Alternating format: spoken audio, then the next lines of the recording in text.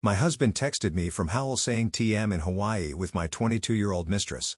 Your divorce papers are on the way and I've already taken all your $4 million from our joint account. I couldn't help but laugh and replied by sending him my account statement showing $4 million in credit because the account he emptied was actually. The text came while I was helping customers at my boutique. I'm leaving you and moving to New York with my 21-year-old girlfriend. I've already emptied our joint account. My hand stayed steady as I read it. My voice didn't shake as I helped Mrs. Timothy pick out a scarf. The only sign that my husband of 13 years had just ended our marriage by text was a small tightening around my eyes. I waited until Mrs. Timothy left, her purchase wrapped in our usual silver paper, before I typed my response. Good luck. My name is Kelly. I'm 39, and today, I got the coldest goodbye message ever. But while Adam was probably feeling proud of his dramatic exit, thinking I'd be crying over his betrayal, I was calmly closing my boutique for the day. The signs had been there for months. The late nights at work that didn't match his pay, the sudden password changes on his phone, the way he started going to the gym all the time, buying new clothes, trying to feel young again.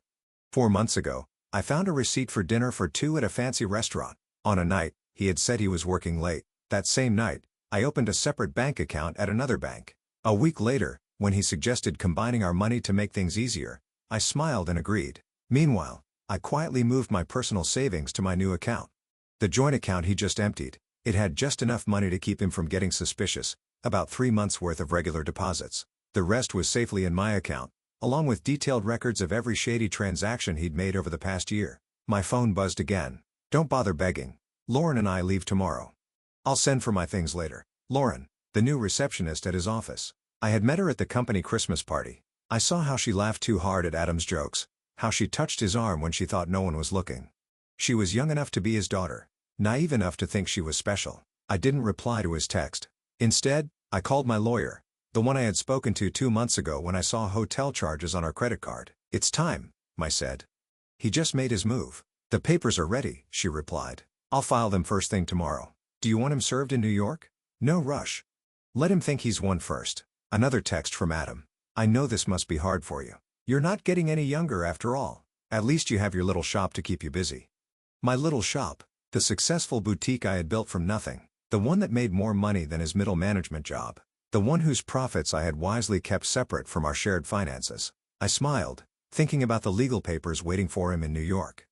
Let him enjoy his little victory while he could. That evening, I stayed in our house. No, my house. The one I inherited from my grandmother. The one I had never put Adam's name on, despite his many hints over the years. Another smart decision. While gathering the paperwork for my lawyer, I found our wedding album.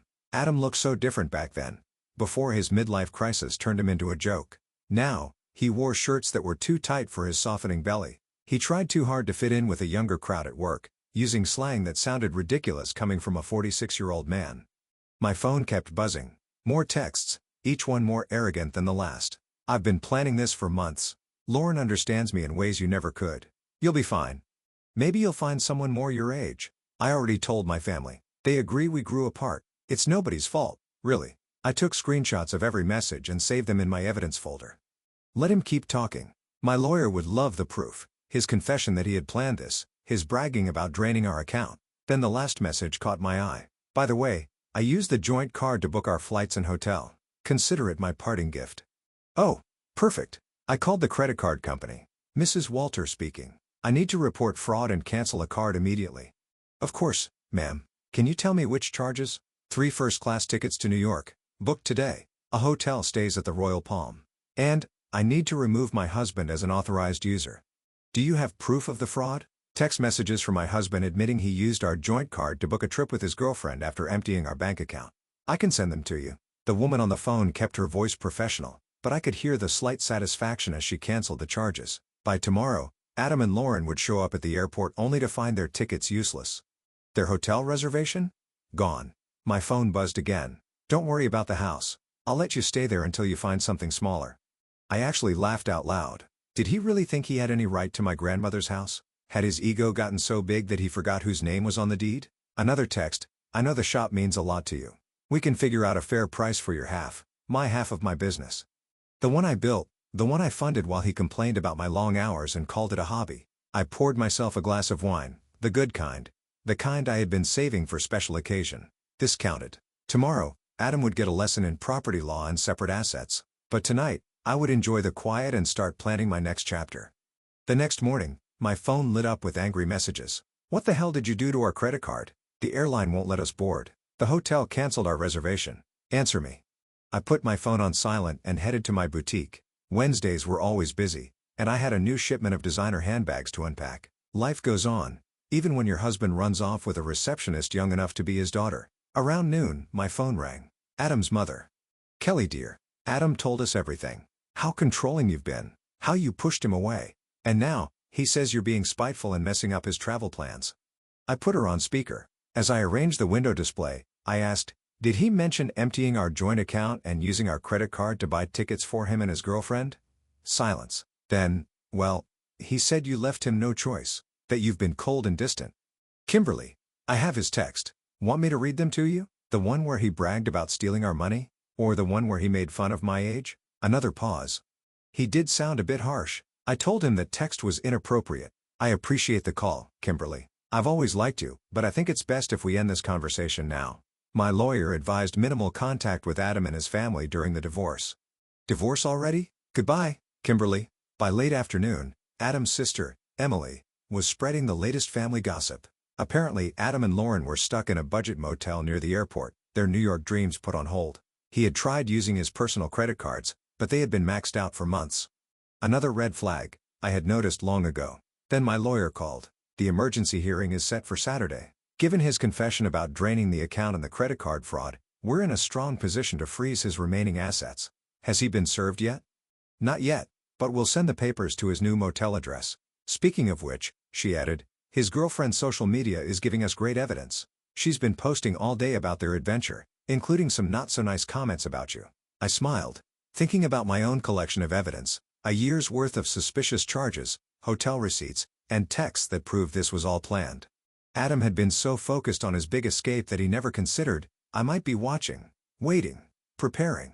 Then another text came in. You think you're so smart, but I made copies of all the boutique's financial records. Half that business is mine. I forwarded the message to my lawyer, adding it to the growing file of Adam's mistakes. Let him learn the hard way about separate assets and business ownership. Sometimes, the best revenge is simply being prepared. Saturday's emergency hearing would be everything. Adam walked into the courtroom looking exactly as I had hoped, dressed like a man desperately clinging to his youth. His designer jeans were too tight, and his blazer screamed midlife crisis. Lauren waited outside, her young face looking even younger under the harsh courthouse lights. Inside, my lawyer calmly laid out our evidence, piece by piece. Adam's own text messages bragging about emptying our joint account. Proof of his credit card fraud. Months of hidden expenses. All carefully documented. Your Honor, Adam's lawyer started. My client admits to making some bad choices, but Mrs. Walter has been vindictive and calculating. My lawyer didn't even blink. Calculating? You mean smart? My client protected her separate assets and kept records of her husband's suspicious behavior. That's not vindictive. It's just good business. The judge reviewed the paperwork, the deed to my house, proving it was separate property, the boutique's incorporation papers, in my name only, the clear separation of business and personal finances that Adam had always called unnecessary. Then the judge looked directly at Adam. Mr. Walter, you admitted via text message that you emptied a joint account and used shared credit cards to take a trip with your girlfriend. Do you deny this? Adam shifted uncomfortably. I was just trying to make a clean break. By committing financial fraud? The judge raised an eyebrow. And now you're claiming ownership of assets that are clearly separate from the marriage. Adam's lawyer tried again. The business grew during their marriage, Your Honor. My client is entitled to a share. The business was started before the marriage, my lawyer cut in, and Mrs. Walter kept it separate, the entire time. We have records of every dollar earned and invested. I watched as reality finally sink in for Adam. He thought this would be easy. Drain the accounts. Run off with his girlfriend. Claim half of my business. He never understood why I insisted on keeping things separate. He mocked me for being careful. Now, it was saving me. The court finds sufficient evidence of financial misconduct, the judge ruled. All shared assets are now frozen until the divorce is finalized. Mr. Walter, you are ordered to return any money taken from joint accounts within 20 hours. Adam panicked. That money's gone. We spent it on. The judge cut him off. Then I suggest you find a way to replace it. A pause. And Mr. Walter, the court does not take kindly to using shared credit cards for vacations with a mistress. Outside the courthouse, I took a deep breath. This was only the beginning. I heard Lauren asking Adam about their New York plans, but his answer faded under the confident click of my heels on the marble floor. I was already walking away, back to the business he had never understood or respected. Over the next few weeks, Adam became more desperate. He claimed the boutique had been his idea. He suddenly remembered investing money in the beginning. He even insisted he had been my business partner all along. Each lie was quickly disproven by my detailed records. He's running out of options, my lawyer noted one day. Lauren's social media says they're staying in her tiny apartment now. Turns out, living off a receptionist's salary isn't as glamorous as he expected. Then, his family started reaching out. At first, they blamed me for everything. But now, their tone had changed. "We had no idea," his sister Emily admitted. "He told us you were cold and controlling, that he needed to escape. But then we saw his texts, the way he bragged about taking your money. That's not the brother I thought I knew." Even his mother called again, this time in tears. "The things he said about your age, about replacing you, I raised him better than that. At least, I thought I did. I let their calls go to voicemail." A few weeks ago their support might have mattered. Now, it just felt like rats leaving a sinking ship. Meanwhile, the boutique was thriving. Ironically, the gossip about my situation had brought in more customers. Women came in just to show their support and often left with more than they planned to buy. My ex tried the same thing, one woman confided while purchasing a designer handbag. "Thought he could take everything in the divorce. Men like that never expect us to be smarter than them." Adam was still texting me. His messages swung between anger and manipulation. "You've ruined everything. I never meant to hurt you. You'll regret being so vindictive. Can't we work something out?" That business would be nothing without my support. I didn't respond. I just forwarded each message to my lawyer. Let him dig his hole deeper. I heard Lauren was having second thoughts. Living in a tiny studio apartment with a middle-aged man who couldn't even afford his own place wasn't the romantic adventure she had imagined. The age gap that once felt exciting during secret hotel meetings now seemed different in the harsh light of reality. "She's been posting about toxic relationships and learning from mistakes," my lawyer mentioned during an update call. "And she removed her relationship status this morning." I almost felt sorry for Adam. Almost. But then I remembered the in his text after draining our account. The casual cruelty of his comments about my age. The way he assumed I'd be helpless without him. Instead of pity, I felt pride. Pride in my foresight. Pride in my quiet strength. Pride in how I had protected myself while he underestimated me. The final divorce hearing. This was not the moment of victory Adam had imagined. The cocky attitude was gone, replaced by panic. Lauren was nowhere to be seen. She had already moved on to a co-worker her own age, according to office gossip. Adam showed up in his old clothes. His designer wardrobe had apparently been returned to help repay what he had stolen. His lawyer looked exhausted, likely from trying and failing to find a loophole in my careful separation of assets. "Your Honor," his lawyer tried one last time. "Despite the separate property paperwork, my client contributed to the success of his wife's business through moral support." My lawyer didn't miss a beat. "Moral support?" she repeated. Like these text messages where he called her boutique a little shop? Or these social media posts where he mocked it as just a hobby? The judge had heard enough. The final settlement. "I kept my house. I kept my business. I kept all my separate assets. Adam got his personal belongings and his car, which was worth less than what he still owed on it." As we left the courthouse, he leaned toward me and hissed, "You've destroyed me. I have to move back in with my parents." I met his eyes and said, "No, Adam. You destroyed yourself. I just made sure you couldn't destroy me too." His mother was waiting outside to drive him to his new home, his childhood bedroom. The man who had mocked my age was now 46 years old and moving back in with his parents while I continued running my successful business. Adam glared at me. "You planned this all along. You knew this would happen." I shrugged. "No. I just paid attention. And unlike you, I understood the value of keeping good records." His mother stepped between us. "That's enough, Adam. You've embarrassed yourself enough already." Then she turned and walked away, her son trailing behind. I heard his mother start in on him. "Honestly, what were you thinking? A 21-year-old?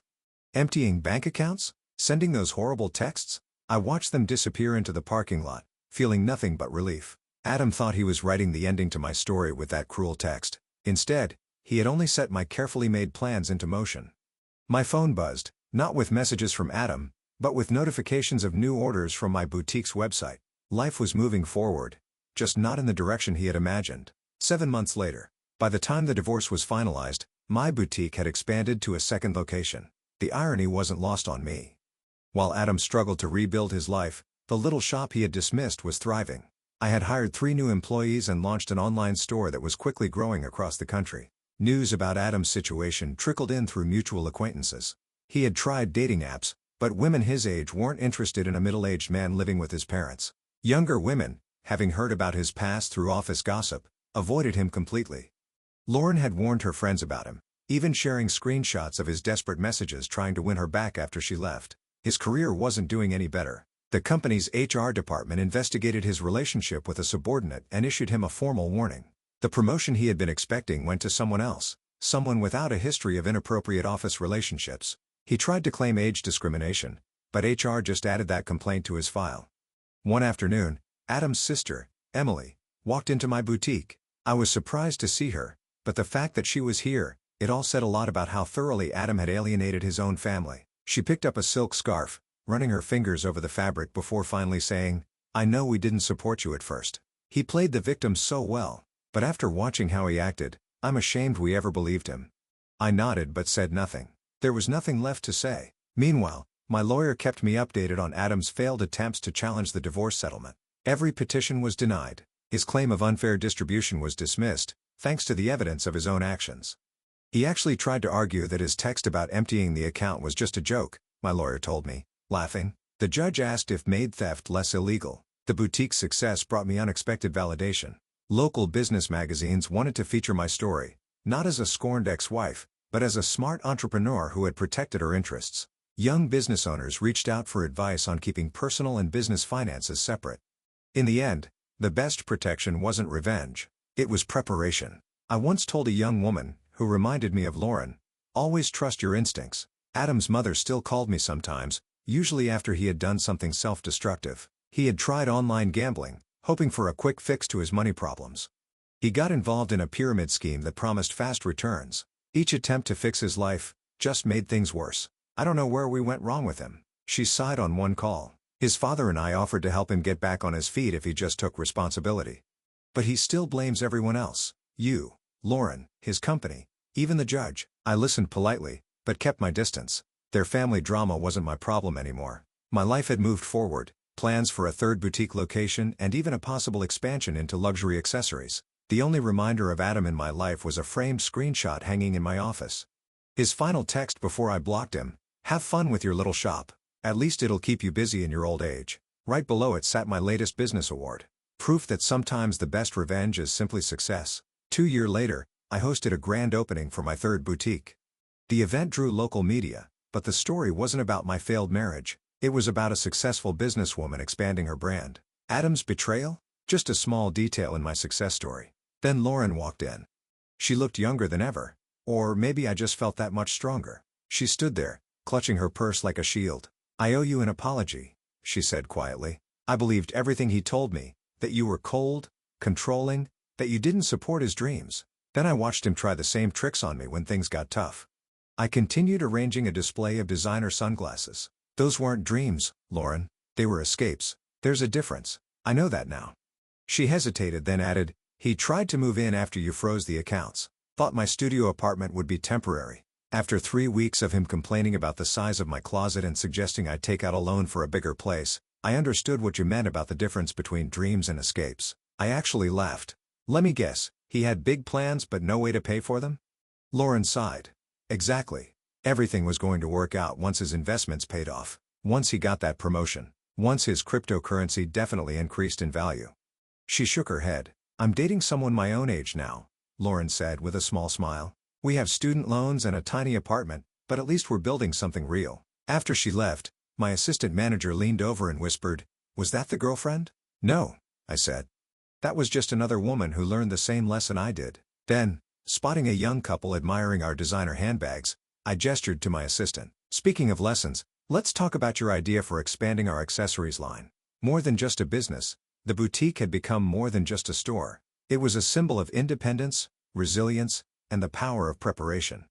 Young entrepreneurs often came to me for advice, and I always told them the same thing. Protect your assets. Plan ahead. Be smart. One day, Adam's mother called for the last time not to talk about Adam, but to thank me.